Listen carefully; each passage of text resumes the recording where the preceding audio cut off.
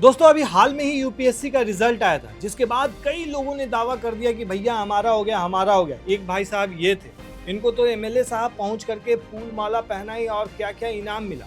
उसके बाद में पता चला कि ये भाई साहब ने फर्जीवाड़ा किया, ये फर्जी आईएएस बनने की कोशिश कर रहे थे। उसके बाद गांव छोड़ करके भाग गए, पुलिस ने अभी इनको पकड़ लिया।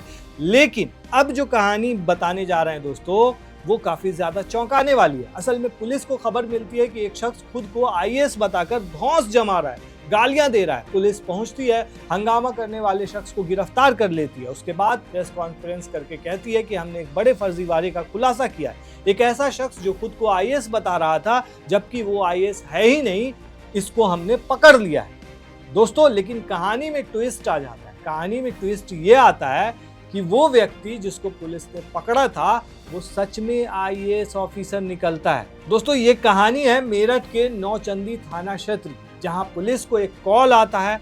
कॉल में बताया जाता है कि राहुल कौशिक नाम का एक शख्स नशे में धुत है, हंगामा कर रहा है और खुद को आईएएस अधिकारी बता रहा है। राहुल बार बार कह रहा था कि वो 2008 बैच का आईएएस ऑफिसर है। शिकायत के आधार पर पुलिस ने राहुल कौशिक को गिरफ्तार किया। इसके बाद पुलिस ने प्रेस कॉन्फ्रेंस कर दावा किया उन्होंने एक फर्जी आईएएस को पकड़ा है। सुनिए जरा प्रेस कॉन्फ्रेंस में क्या कहा था। एक राहुल कौशिक नाम का व्यक्ति है जो अपने आप को आईएएस बताता है। फर्जी और वो लगातार थानों पर विभिन्न विभागों में अधिकारियों सीओजी नंबर पे कॉल करके रौब झाड़ता है।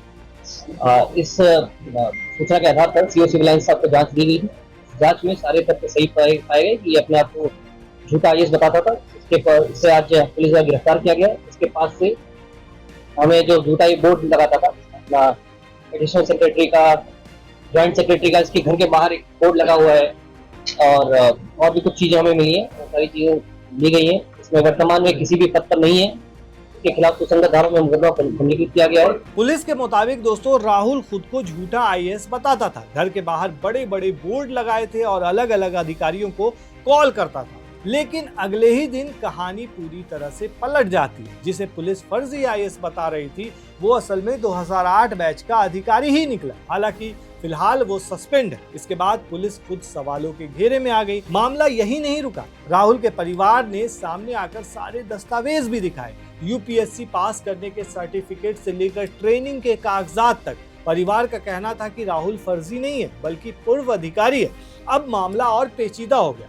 जानकारी के मुताबिक दोस्तों राहुल पर पहले नौकरी लगवाने के नाम पर ठगी का आरोप लगा था। इसी मामले में विभागीय कार्रवाई हुई और उन्हें बर्खास्त कर दिया गया। इस फैसले को उन्होंने अदालत में चुनौती दी हुई है और मामला अभी विचाराधीन है। मतलब कि अगर फैसला राहुल के पक्ष में आता है तो ये फिर से आईएएस बनकर के लौट सकते हैं।